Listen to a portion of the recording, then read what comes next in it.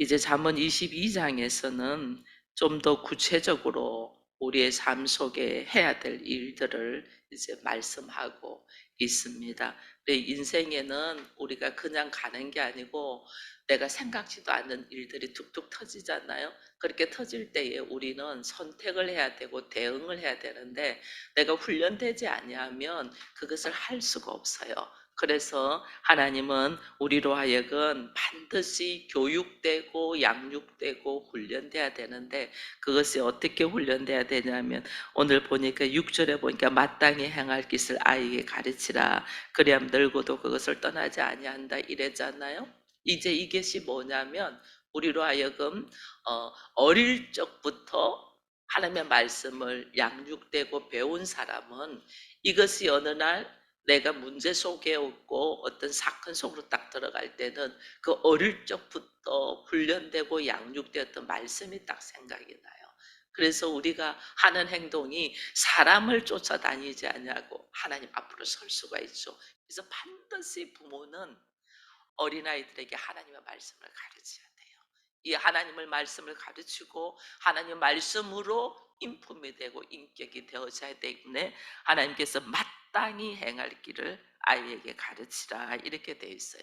이게 자녀 교육에 대한 중요성을 지금 이야기해요. 왜냐하면 우리는 다 부모 손에서 배우고 익히고 그러고 양육되고 교육돼요. 그리고 학교에 가서는 지식적인 학문을 배우는 거지 인생에 살아가는 길을 배우는 것은 아니잖아요. 그러니 인생에 살아가는 길을 배우는 것은 부모에게 있어요. 그래서 부모는 이것을 자녀에게 마땅히 가르쳐야 된다. 이 지혜와 명철, 이게 인생에 살아가는 길이 지혜와 사람이 지식이 있는 사람이 있지만은 그 지식을 가지고 지혜롭게 명철하게 분별력으로 살아가는 것은 흔하지 않아요. 왜냐하면 지식을 가지고 박사학위는 받을 수 있지만 그 박사가 바른 길을 걸어간다고 보장할 수는 없잖아요. 이 바른 길을 걸어갈 수 있도록 하는 것은 부모예요. 부모가 어릴 적부터 이 말씀의 지식 그리고 어릴 적부터 여호와를 경외하는 것을 양육해야만이 그 아이가 바른 길로 걸어갈 수 있어요. 우리가 나도 하나님을 늦게 알아서 이미 자녀가 장성한 자라면 이제 내 손에서 자녀들이 벗어났잖아요. 그러면 내가 뭐 해야 되겠어요? 그 자녀들을 위하여 하나님이 일하실 수 있도록 기도해야 되죠. 내가 어린 시절에 말씀으로 양육을 못 시켰으면 갑절로 기도해야 돼요. 하나님이 그 아이들을 양육하도록. 그리고 나의 이 자녀들이 어린 아이들을 아직까지 하나님께서 허락하여 기회를 준다면 반드시 말씀을 먹여야 돼요. 아이들에게 말씀. 왜? 그들에게 바른 길로 갈 수 있도록. 그래서 그래야만이 하나님 앞으로 가는 바른 길, 나의 걸어가야 되기 결국은 우리가 어디로 가냐면 다 하나님 앞에 서잖아요. 그러니까 그것이 바른 하나님 앞에 설 것을 알고 하나님 앞으로 갈 때에 내가 재앙이 왔을 때 피할 줄을 안다 이렇게 돼 있잖아요. 하나님 안으로 들어가야지. 그거 모르고 재앙이 안 돼. 나는 괜찮아. 밖으로 나가다가는 그 재앙에 넘어진다 그러죠. 하나님 앞으로 딱 설 수 있는 이게 뭐냐면 겸손을 가리키는 거예요. 삶의 모습에서 우리는 피조물이야. 창조주가 있어. 그 창조주의 걸음 속에서 이 피조물은 창조주를 경외하는 삶을 살아야 돼. 이거를 분명히 가르쳐야 돼. 그렇게 될 때 오늘 이런 말을 했거든요. 4절에 보니까 겸손과 여호와를 경외함의 보상은 뭐예요? 재물과 영광과 생명. 돈 벌려고 막 노력을 해요. 돈 벌려고. 근데 아무리 재물이 많아도 그가 명예를 하나님을 경외하는 걸 택해야 되는데 재물을 택하면 그냥 재물 때문에 넘어지는 거죠. 근데 여호와를 경외하는 것이 오히려 재물을 얻고 영광을 하나님의 영광을 내가 몸으로 받고 그리고 그에게 생명이 있게 된다. 이것을 보면서 우리가 마땅히 아이들에게 가르쳐야 될 바를 우리가 오늘 말씀하면서 학교에서나 뭐 사회에서나 학교 공부 열심히 하고 학원 열심히 다니고 뭐 돈 버는 거 열심히 하고 이것보다 더 중요한 것이 하나님 앞에 지혜와 명철을 얻는 길 이것을 우리가 주를 통하여 가르쳐야 된다. 그래서 잠언은 오늘 이 말씀은 잠언 22장 또 이제 내일 할 23장은 반드시 교육해야 될 말씀이 뭔가를 좀 열거를 하는 거예요. 반드시 그것이 이제 17절에 보니까 너는 귀를 기울여 지혜 있는 자의 말씀을 들으며 내 지식에 마음을 둘지어다 이렇게 돼 있어요. 말씀 하나님의 말씀을 듣고 들은 말씀을 마음에 새겨서 둬라. 이것이 우리가 반드시 말씀으로 교육돼야 되는 것을 이야기를 하죠. 왜 그러냐면 내가 말씀은 들음으로 믿음이 생기잖아요. 그 믿음이 내 마음밭에 딱 있다는 것은 예수 그리스도께서 내 안에 있다는 거예요. 믿음으로 믿음에 이르러 그리스도께서 내 안에 계신 줄 알고, 이게 에베소서의 말씀인데, 내가 말씀을 들음으로 통해서 이 안에 내가 믿음의 반응을 하고 그것이 내 마음 안에 딱 새기면 그리스도께서 내 안에 계시면서 나와 그리스도와 함께 동행하니까 내 안에 걸어가는 것이 지혜의 말씀들이 나오고 바른 길을 걸어가게 되죠. 그래서 말씀을 반드시 듣도록 하고 들은 말씀을 마음밭에 새겨야 된다. 이게 오늘 우리들이 해야 될 모습이에요.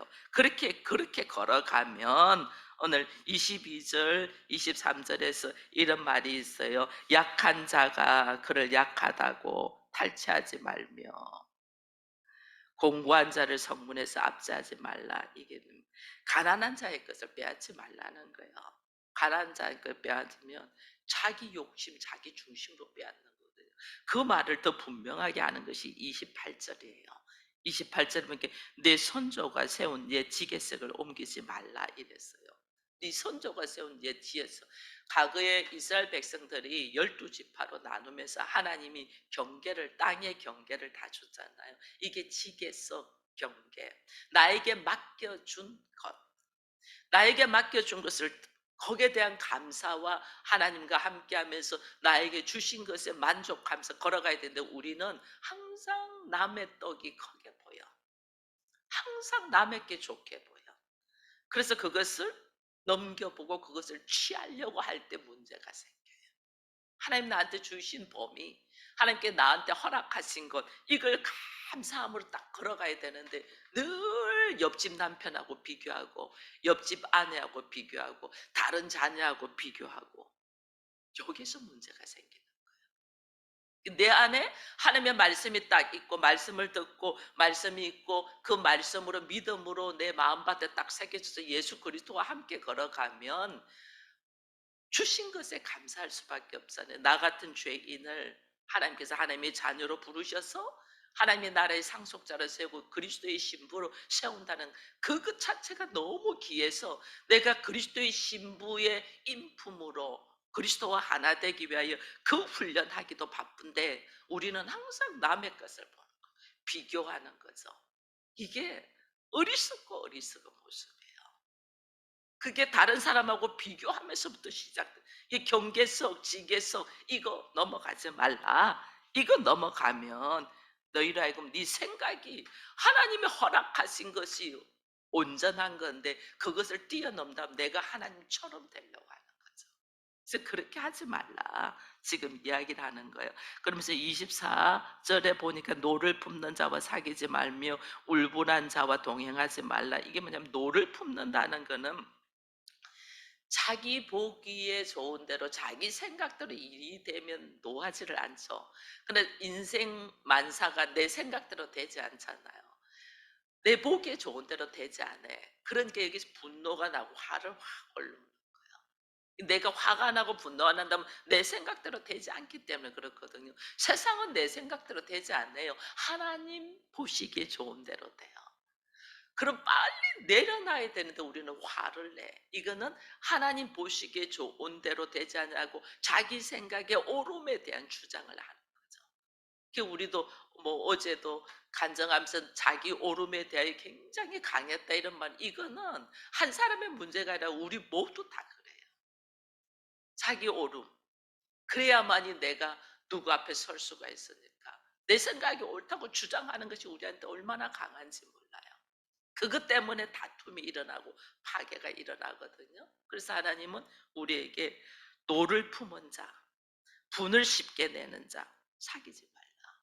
그건 자기 오름의 세계 이거로 빠져들어가기 때문에 이 이야기를 지금 이제 하는 거예요. 그래서 울분한 자와는 동행하지 말라. 자기 복이 되는데 같이 휩쓸리기 때문에 그래요. 그러면서 또 이제 이야기해 주는 것들이 너는 사람과 더불어 손을 잡지 말며 남의 빚에 보증을 쓰지 말라. 이 빚 보증에 대하여 다른 사람의 보증에 써주는 것에 대하여 또 나왔는데 또 계속 나와요. 이게 왜 이렇게 중요하냐는 거예요.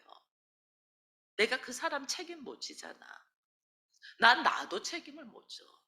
나는 나도 책임을 못 져서 우리가 하나님 앞에 자기를 내려놓고 하나님 나를 의탁하고 의뢰하는데 내가 다른 사람을 책임진다는 이거는 위선이에요. 교만이에요. 위선 교만. 거기다가 뭐냐면 불신앙이에요. 무슨 불신앙? 예수 그리스도께서 우리의 보증이 되셨잖아요.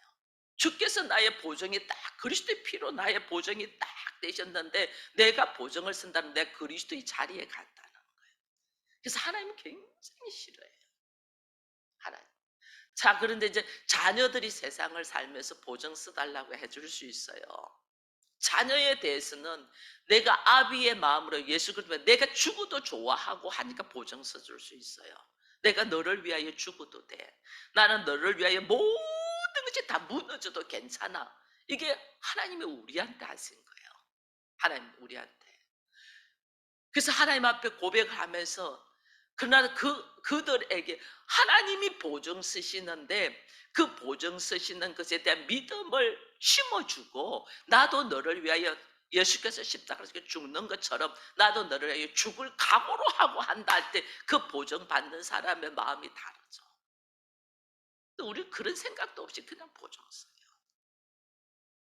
이거는 불신앙과 윗선과 교만의 모습이라 하나님이 굉장히 싫어요. 그래서 보증 쓰지 말라고 하는 거예요. 이게 잠언에서 계속 나오는 것이 우리의 불신앙과 교만과 윗선과 거짓, 헛새라는 것들을 내가 그런 존재라는 걸 계속 이야기를 해주는 거예요. 그래서 하나님은 이런 것들을 우리가 극복해내기 위하여 반드시 우리가 배워야 될 것이 말씀이에요. 말씀을 모르니까 이렇게 말씀을 모르니까 내가 뭐가 된 줄 알고 내가 잘났는 줄 알고 내가 뭐 가졌는 줄 알고 허세를 떠는 거예요. 말씀을 딱 알면 나는 뭐예요? 흙에서 와서 흙으로 돌아가는 자잖아.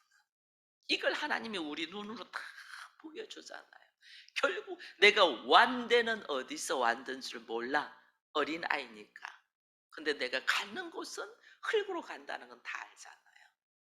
흙으로 와서 흙으로 가는 먼지와 같은 존재, 티끌과 같은 존재.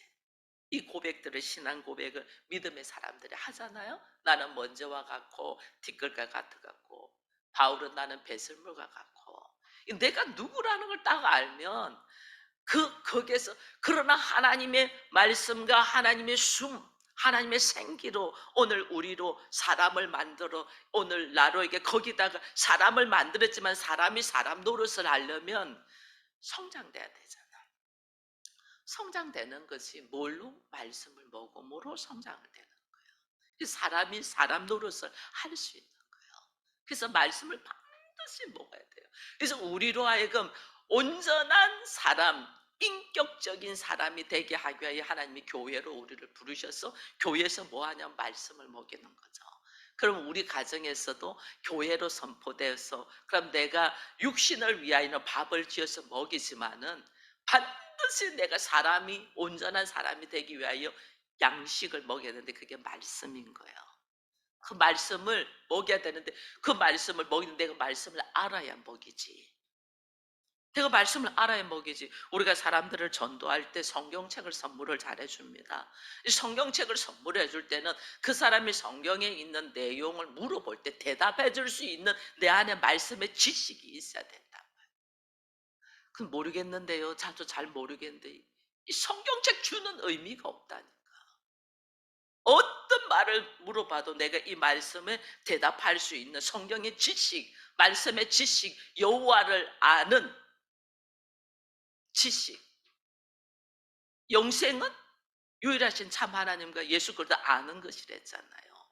이게 있어야지 되지. 이게 반드시 말씀을 나도 알고 먹어야지 내 자녀에게 이야기를 해주고, 가정이 교회가 돼서 말씀을 선포하는데 내가 전혀 모르니까 선포를 못해요. 모르면서도 우리는 그것을 알려고 하질 않아요. 오늘 여기 13절에 이런 말이 있어요.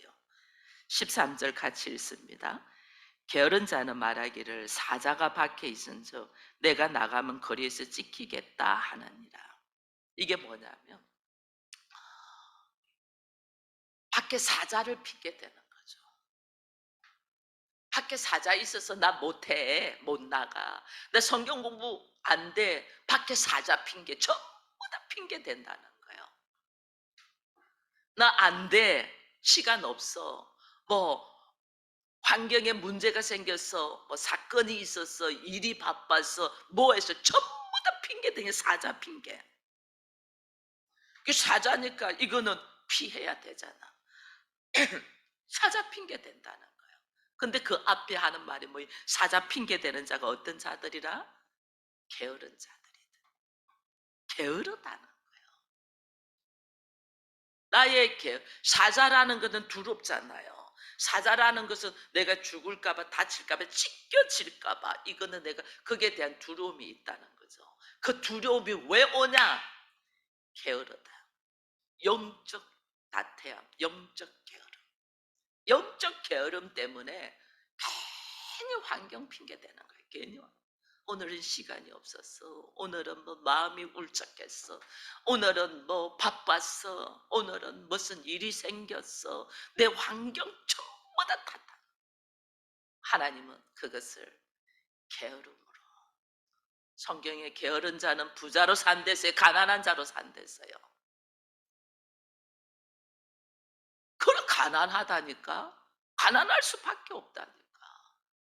자, 여호와를 경외하는 것이 4절에 겸손과 여호와를 경외하는 보상이 뭐랬어요? 재물과 영광과 생명이다.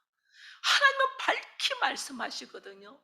여호와를 경외하는 것은 말씀의 깊이를 알고 그 말씀의 깊이대로 삶으로 살아야 되고, 그 삶으로 사는 것이 나로 그치지 않냐고 내 자녀에게 부어줘야 되고, 그래서 가정을 교회로 세웠잖아요. 그 말씀을 내가 철저히 알고 내 자녀에게 선포하는 것에 내가 찾고 그럼 네가 만나리라 그랬잖아요.